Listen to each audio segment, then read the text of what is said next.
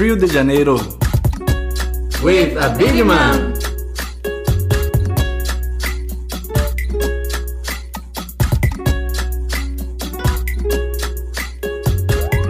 Hey everyone, this is Abid Imam and welcome to Rio de Janeiro. Now imagine being one of the world's greatest at something.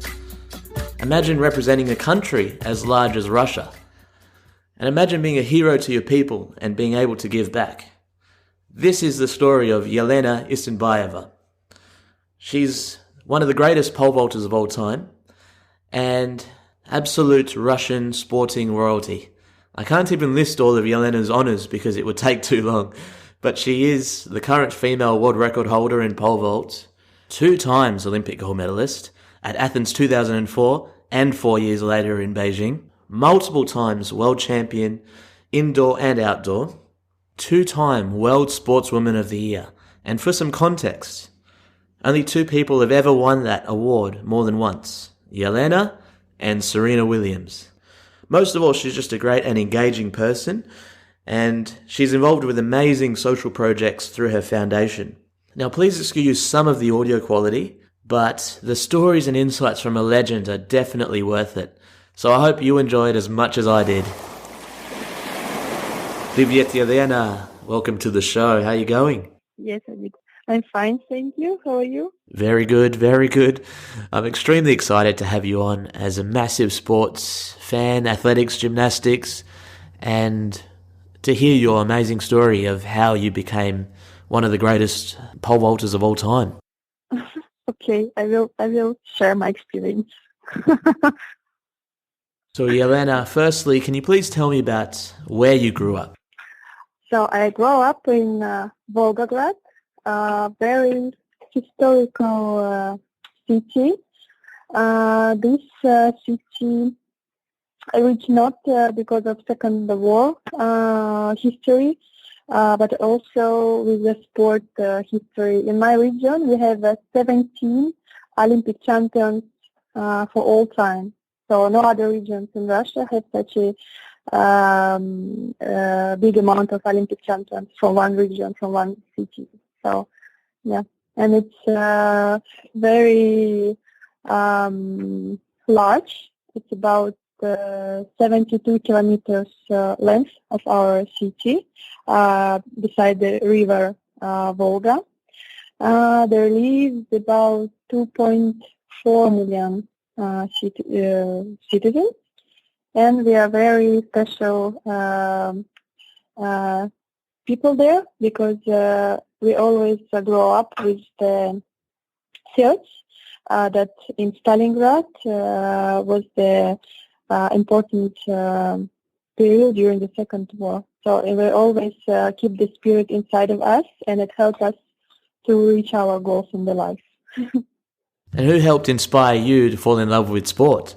Well, to love sport, my parents makes that we love sport. Me and my sister, at age 5, they put us in gymnastics, in the artistic gymnastics, and I've been there for 10 years.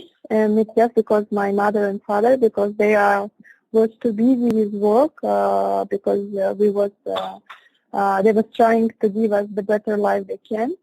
And instead putting us or leaving us at home alone, they decided better if we would spend our free time in sport.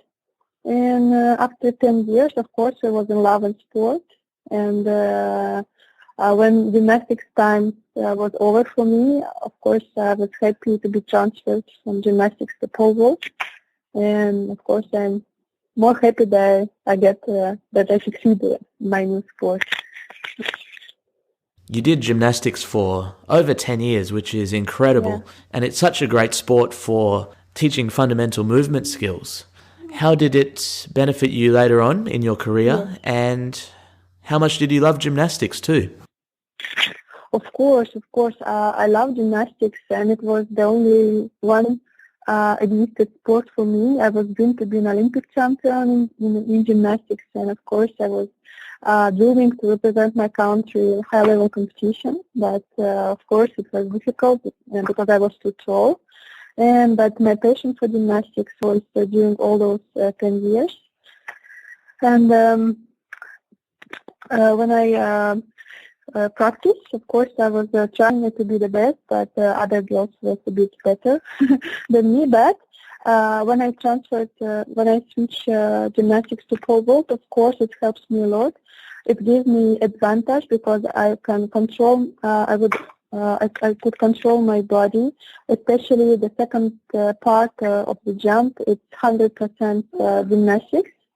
And there were some pole vaulters that were former gymnasts, but I felt those advantage, and it helps me to psychologically also, because in gymnastics you must do 4 events in one day, but in pole vault just one. So it was from beginning. From beginning, it was a bit easier. What was your favorite apparatus in gymnastics? Floor, because I love dance. I love express myself, and I could do it only during when I did the floor under the music. If I'm correct, I think it's called like this. Yeah, the floor. Yes. Then you dance and do some acrobatics elements. Yeah, that was my favorite one. So I'm heading to Russia soon, and I'm really excited. What are places that you recommend people must see when they go to Russia? Well, of course. So the first, I would say a little bit about Russian internal. So that Russia is a multinational country with its peculiarities. It is special because in one country there are people of different nationalities and religions living together.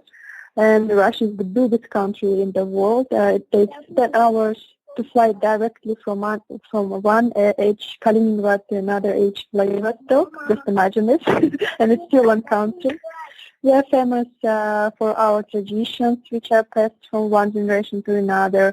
We have an enormous numbers of museums, monuments devoted to great people from Russia. And Russian ballet, of course, is considered to be the best in the world. So we have a rich history of literature, and we are just an amazing, interesting, and attractive country for tourism. And of course, those tourists which would love to visit Volgograd city, I would recommend to go to our monument, Mamayev Kurgan. So it's a very impressive monument. It's taller than what it calls the Freedom Statue in the United States. It's much higher. And also Museum Stalingrad. You listening? Yes. Hello? Yes, yeah, I'm okay. here. So yeah. Then we have the new museum called Russian History. We just built it, and it's very impressive. It's an interactive museum, very interesting. And of course, now we have our new modern stadium, which calls Volgograd Arena, when we will hold the World Cup matches. What else? So it's all about touristic places, and also we have a very, very, very big new park, which is just front of the stadium, which is also new.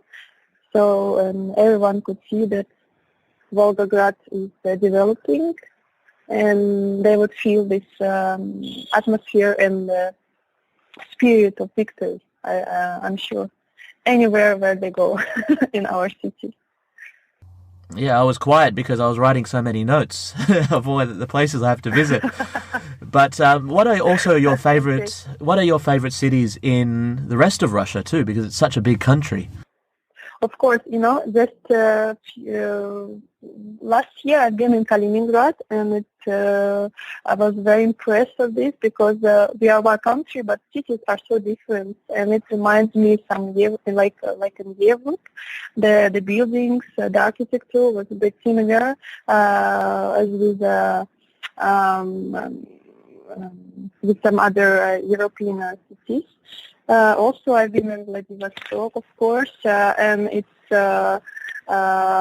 completely different. The people different, the building different, how can I say, the spirit of the city is also different. So, but those two I like a lot, and of course Moscow, St. Petersburg, that's my favorite, because every time you don't know who can you meet on the street, and yes, sometimes it makes really surprise. Russia is the biggest country in the world, and it's similar to Australia. You know, it takes 5 hours to go from my city, Perth, to Sydney or Melbourne on a plane. Yes. And I'm also very fascinated about the ethnic diversity of a country. You know, my parents themselves, my mum's from Fiji, dad's from Pakistan, and I read somewhere that your father is from a and please pardon my pronunciation. Is it Tabasaran? Yes, heritage. Correct. Very good. Yeah. How has that heritage, how have you engaged with that heritage, and what is it about, the Tabasaran people? You know, this Tabasaran, it's a very, very special nation. It's very small, and it lives in the mountains, up to the mountains. And we call, of course it's not true, but when we was a kid with my sister, we said that in our blood is blue, because Tabasaran nation is like, you know, like a what it calls when it's king and queens. I don't know how to say it in English. It's very important blood. Royalty. Yeah, yes, royalty. And of course, it makes me very implosion. You know, you understand implosion? Yes. I don't know in Yes. English, maybe I'm wrong. Mm-hmm. Because my father is from Caucasus, Tabasaran, and my mother 100% Russian. She's a Kazakh, you know, Kazachka from Don, when there's also a very special nation. And yes, they give me the best they can. My character, the emotions, the I would say the skills to achieve the goals. You know, I always go further, and I never stop until I achieve my goal. So it also there's deserve. So the genetics. Sorry, maybe a little bit, because my baby wake up and I try to make him sleep again, so I cannot. I try to concentrate what I'm talking about. But I think, that's fine, absolutely. That's fine. Yeah, but he's just 2 months. It's okay. I understand. So yes, so I really want to talk now about your sporting life, because you've painted a picture of your upbringing and your heritage, and you can see that you had the traits and the character to succeed in sport. And then the big challenge was moving from gymnastics to pole vault. Did you ever feel nervous about it? Because you spent 10 years doing gymnastics and then you're now going to a new sport. Yeah. No, I was not nervous. When I was 15 and when I realized that gymnastics time is over, but I was in love with sport and I definitely didn't want to stop. I was just happy that I was given by other chance to realize myself in another sport. So when I switched it without any problems, because I understand that my life at sport will continue, and it proves that in 6 months I won the first World Youth Games in Moscow. It was like Olympic Games for the kids under 16. Mm-hmm. So, and of course, after my first victory, I understand, okay, now I found my place under the sun, and I will do my best here to be the best in the world. So, yeah, and then I'm just thankful to gymnastics. I'm thankful to all this 10 years that I spent in gymnastics. That gave me the opportunity to show up myself in the pole vault. So, no regrets, just happiness. And the name Yevgeny Trofimov, how important was that coach for you in pole vault?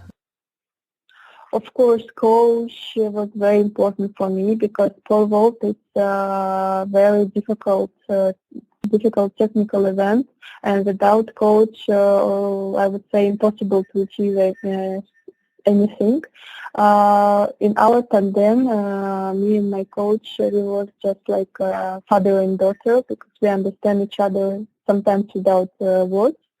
And he created a special technique of the jump that helps me to jump higher than other girls. Because other coaches are trying to teach girls, they was trying before to teach girls to jump as a man. There was one unique technique that everyone was trying to use. But my coach says that you are not a man and you won't be able to jump like men ever. So you should jump as a woman. And he started to create our technique, and you could see the result that it works well. And now I see that girls jump completely different than it was before. And of course, it makes me very happy. And I could see that my coach and my impact of the pole vault very useful for the world pole vault. You understand what I say? Absolutely. So I can tell that he was very innovative coach. Innovative coach, yes, innovative, because he always tried to create something new. He read a lot. He was create some tests. He tried to, for example, I was always surprised with that. But for example, Yelena, if you would like to jump 5:15, you should run 30 meters 2.5. You must do long jump 6 meters 30. I was asked. I can find the connections with 5:15 and all these factors. Oh, don't worry, this is not your problem. You just need to do this, and I will calculate, and I will I will put all things together. And I was also always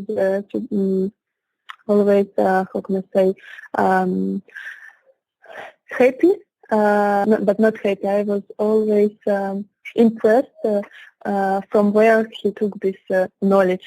how it's possible. He sounds like an amazing man. Yeah, that's it. Yes, he's an amazing man. He's an amazing coach, and in the same time, which is very important, he's just an amazing psychologist. I never use a psychologist because of him. In every difficult moment and every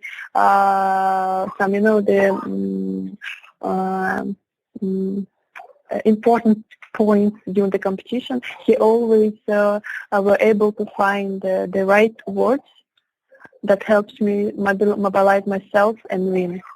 So I'm just, he was just the perfect person to be my coach, to be my friend and psychologist, and just with whom I spend, I would say, more time than with my parents.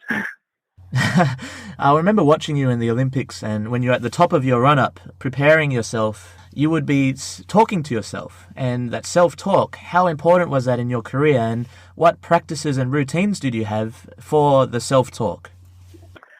Self-talk, actually, everyone talks to this self. Even you, I guess, when you are alone. Because I realized that it's very important to hear yourself, because you never lie yourself.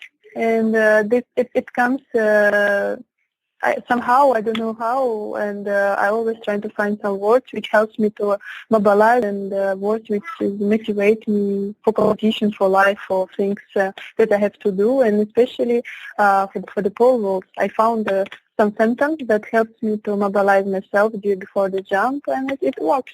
So, and I would say that there is nothing special. Every person can do something for themselves, and find something that will motivate and give some extra emotions, which is which is necessary, in this day, in that hour, in this place.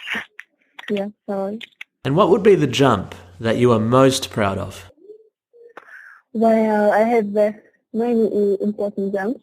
I will tell you about each of them, of course, because I have 28 world records. So imagine that every records are important, but especially the first one, 483, which I didn't get hit in 2003, that no one expects. for me that Yelena Isinbaeva could beat world record of favorite Stacy Dragila, but I did it. And the funny thing was that in that time competition was finished. The TV cameras, the photo cameramans, and everyone leave the stadium. And I did world record. Can you imagine that the NIT organizer was in shock because there was no material and no one can fix it. And there was some, yes, and there was some picture from some private camera that filmed a jump. Yes. So, but next day I woke up famous because my world record just fly around the world, and now everyone start to know who is Yelena Isinbaeva, how she did it, from where she is, and how it happens. Yeah, of course, it was my my entrance to the world sport, and that's very remarkable moment. But of course, my 5 meters, which I did in London in 2005. Of course, I was expected the 5 meters for myself, but I was very worried that some other girls could do it before, could become the first woman in the world. So, and I was always rush my coach. Okay, I have to do it first. I always said, don't worry, it's not that easy as you feel. But because for me, to jump 5 meters was so easy in that time, and I was afraid that someone can do it faster than me. And my coach also, calm down, don't worry, there is no danger. So it was also interesting because when I did 5 meters, then I was completely relaxed because I became the first woman in the world who jumped 5 meters. So this is also a remarkable moment. And of course, my first Olympic Games in 2004 in Athens that I won with another world record. So I had many special moments and jumps.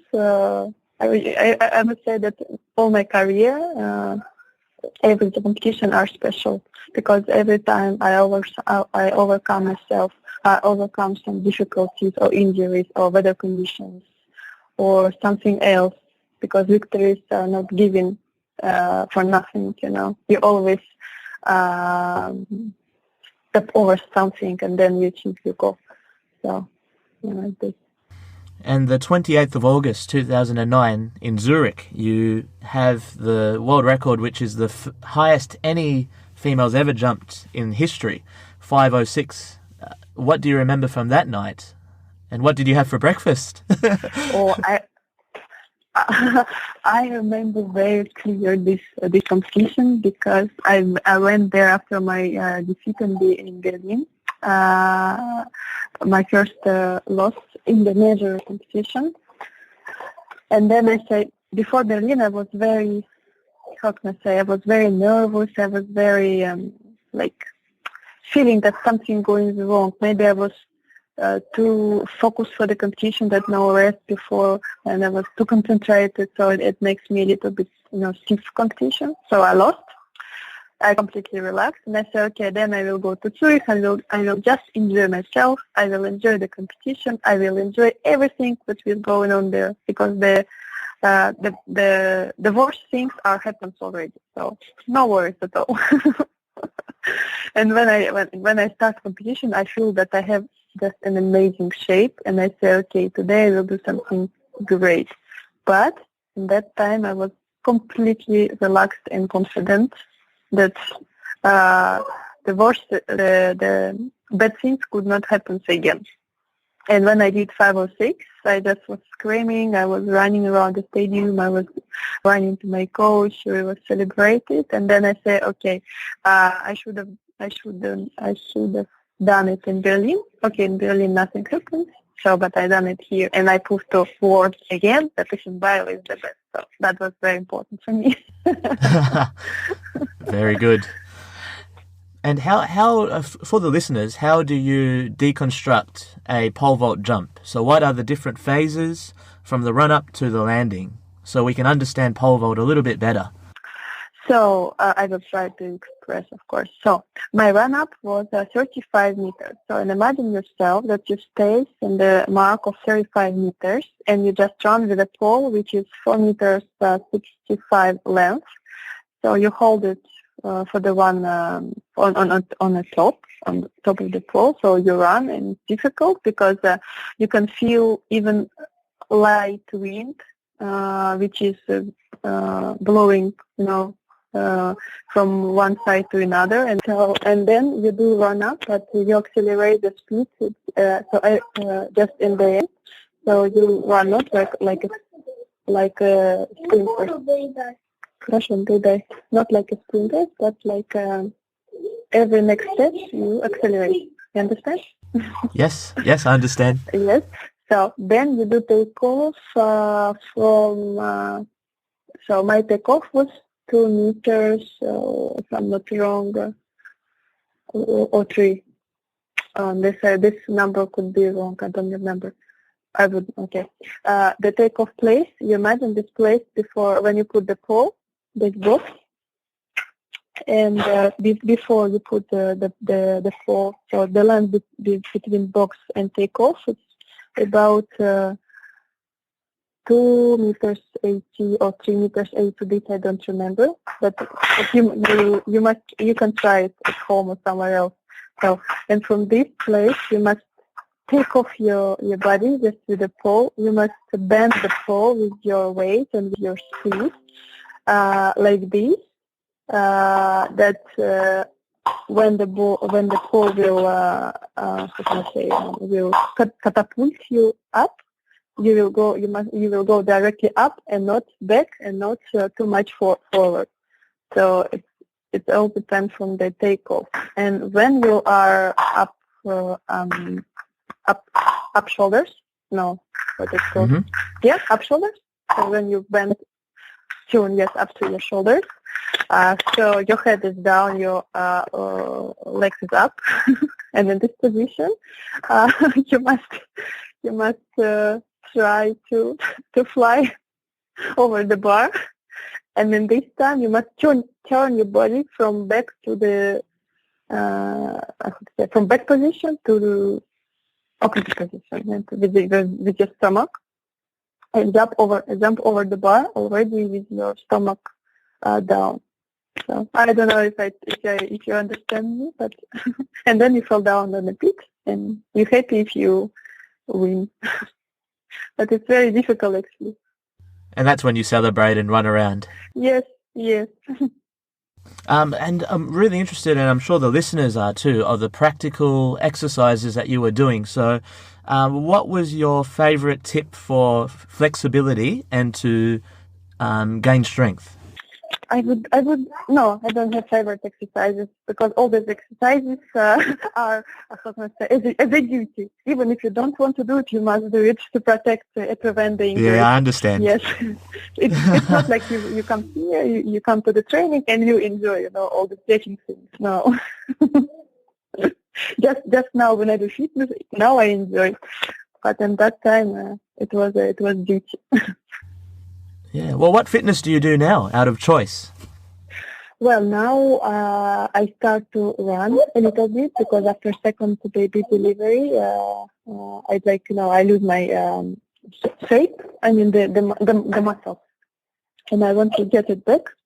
So yes, I like to run, and my goal is to run like 10 kilometers, less than 1 hour. And I do some basic cycling.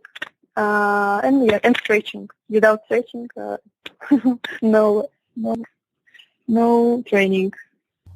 One thing I've noticed, Yelena, is you're an amazing public speaker. Whether it comes to speaking at the FIFA World Cup bid for Russia in 2010, or speaking after the Rio Olympic decision next to Vladimir Putin. Yeah. How did you become such an amazing public speaker? Was it natural or something you practiced? No, that starts naturally, because I read a lot, and I love to speak with people, and I like to speak to deliver some important messages to the public. public. And when I was doing interview, or when it was big press conferences, or when it was speech after the victory at the stadium. So I think that was my first steps to become a speaker. And now when I'm retired, since this year in September, I will start my speaker's work. So I will start in Russia, and then I would like to become a worldwide speaker. And I will speak about motivation, about physical things, about psychological things in sports, and also how to combine the maternity and the sport, and many things to discuss actually. But thanks, it's very nice to hear that you also think that I'm a good speaker. it just makes me confident that I make a right choice to become a professional speaker. Yes, please do. I think you have an amazing story to tell. And you said you love books. What's your favourite book to... do you have any books you give as gifts to anybody? No, I read the biography of the famous people from Russia. So that's just a few weeks, or maybe 3 weeks ago, I read about Michael Lomonosov. And it's very impressed by his way to become such person as he was, because I didn't know many aspects of him. Now I'm just in love with him, and now I will read his literature more. And also I love the Pikul. I don't know if you know this Russian writer, Pikul. Oh, okay. Okay, so, but there was also the real story about one admiral, that's from how he become, how he, I forgot the word. You understand? Admiral? Admiral, yes. In the sea. Yeah, admiral. Okay, so there was written the story that from the nobody he became an admiral, and it was written about all his way and how he lost everything when he was on the top, and that he died, in a very poor person. And it shows me that when you are in the top, never forget from where you come and who was your,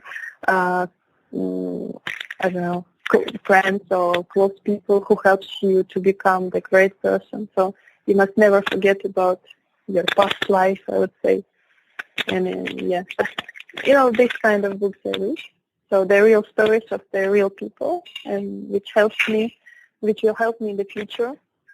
You definitely haven't forgotten where you've grown up, because I have seen your foundation and the Isinbaeva Fund. Can you tell us about some of the success stories of what that fund has been able to achieve? Yes, with pleasure, because my foundation is my first baby, I would say. I established my charity foundation in 2013, but I started my charity work in 2007. My wish was to change the lives of the orphan children, who stays without parental care, to help them to change their life for better, through sport, and because of sport. Because my story is just a role model, I would say. And this year my charity foundation will be 5 years, but we already build about 40 sports playgrounds in the orphan houses and the social rehabilitation centers. We provide sports festivals for the orphan kids, which calls Every Child Deserves a Previous Style. It's about 1,050 to 200 orphan kids. We collect for the festival, 2-day festival. The first day it's the sport competition, and second day it's the cultural program. So we teach them, we explain him about sport, about history of sport, Olympism. I invite the Olympic champions that share their experience with the kids, and that kids could touch them, that they could speak with them, with legends. And I truly believe that it helps them to be confident in their selves, and it will help them somehow to overcome the difficulties, because already now from the beginning their lives are not as was mine when I was with parents.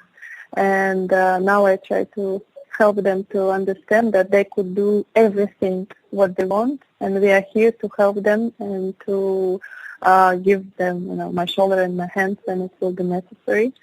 I also provide the competition for the athletics competition for kids under 14, 15 years. It's called Yelena Isinbaeva Cup. It's just regular athletics competition. Of course, pole vault is the main event in this competition.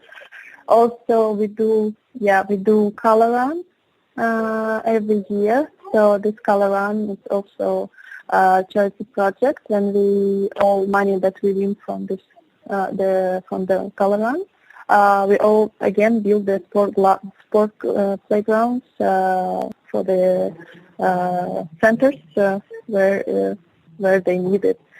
We also buy the sport equipment for those who need this.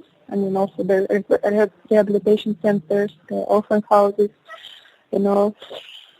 And also we did this year, first time we will provide the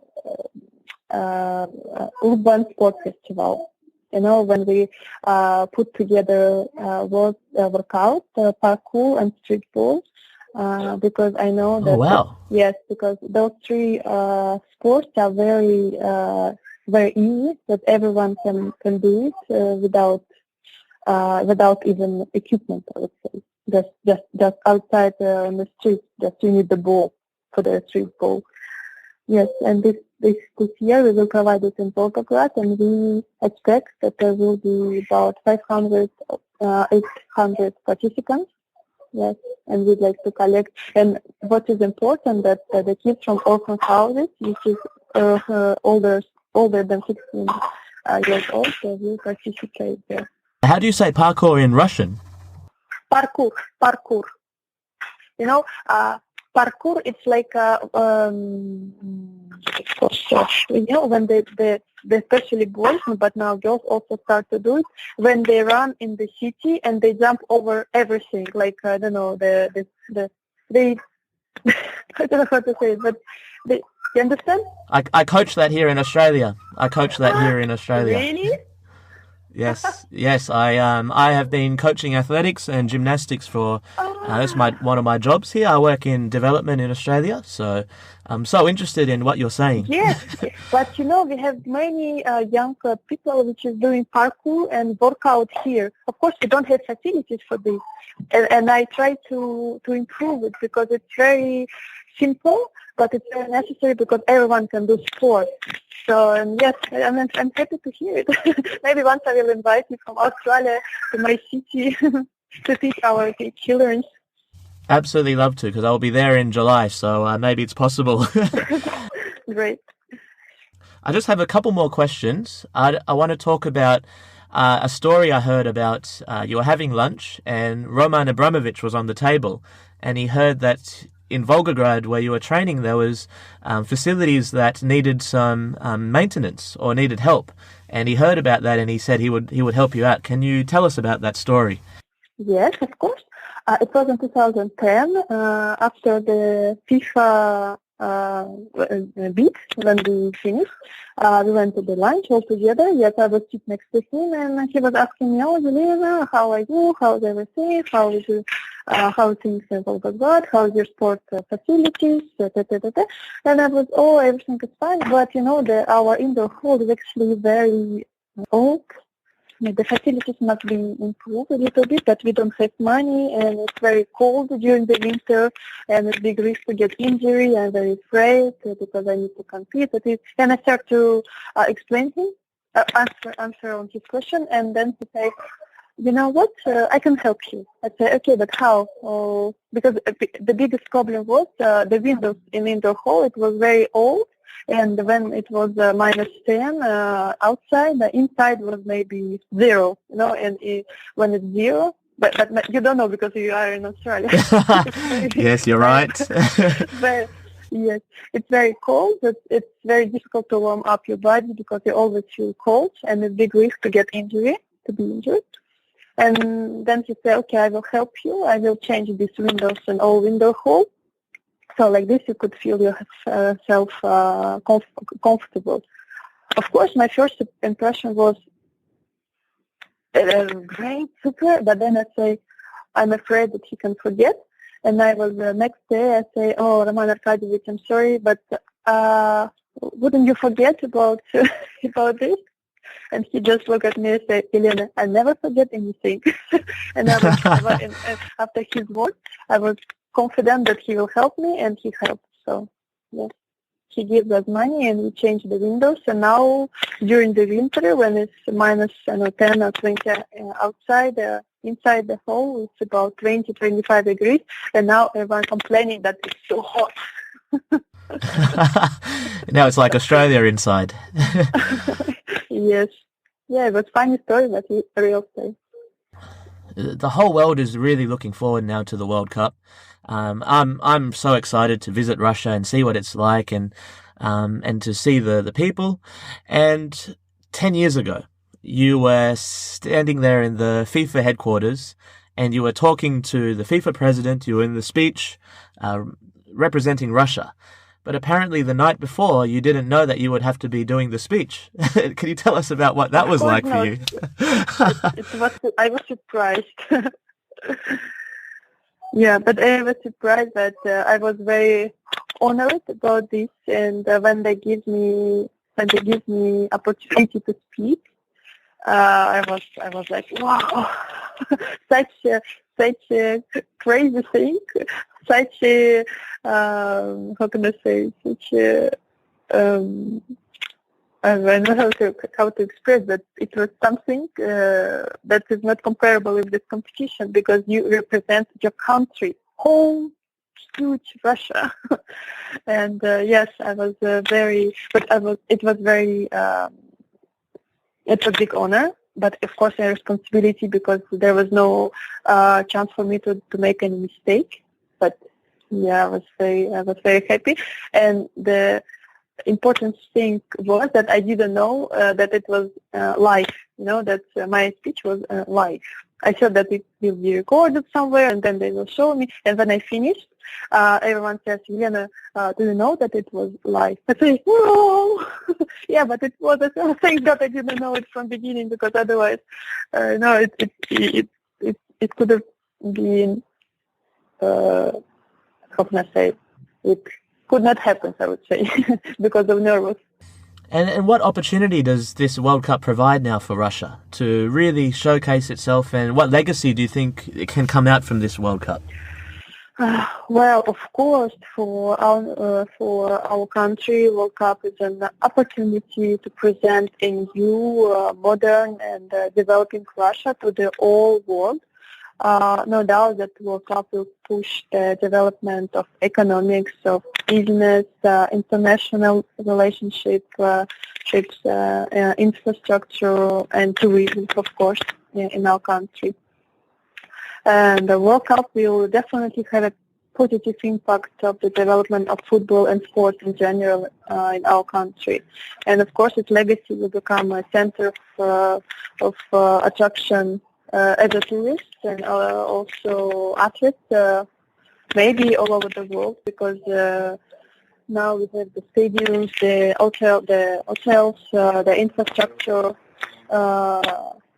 to help, not just football, but any other sport events, international level. So, of course, we've got many positive things from this World Cup, especially in my city. Now we have new airports, we have new travel station, we have new bus station, we have many 5-star hotels, we have the the road hubs which we never had before. We have this train which deliver you directly from the airport to the stadium. If no World Cup, we would never have it. So now our city just changed completely to the better side. So I'm just happy about everything. Yeah. Yelena, to finish, how is your family life going? You now have children, and people that were listening to this interview could hear a lot of background fun happening. But how is family life now for you, finally? Yeah, finally, yes, I have my family, my husband, very good person. He loves me a lot, and I'm so happy that he's also a former athlete, 2 meters high. So I am, I'm just a small girl when we are together. Of course, I have my beautiful daughter, and now just 3 months old, my boy. And I'm just happy to have my family, which will help me to improve myself in the future, to realize the new projects, and to achieve my goals in the life, which is of course connected with them now. And but of course, even I retired from the sport, but I will stay close to sport because the sport gives me everything, and now I'd like to give back to sport everything that I can. So it just I would take this opportunity, and I would thank all fans which I have in Australia for their support, for their deep belief in myself during my competition. I'm really thankful, and I hope that for some of them, my sport history could help them to achieve their goals in their life, even if it's not in sport. So thanks a lot, and yeah. Yelena, it's been absolutely fun. It's been great to talk to you. And how can people help your foundation? Is there anywhere that you'd want to direct people to on the internet to help you with what you do? Thank you.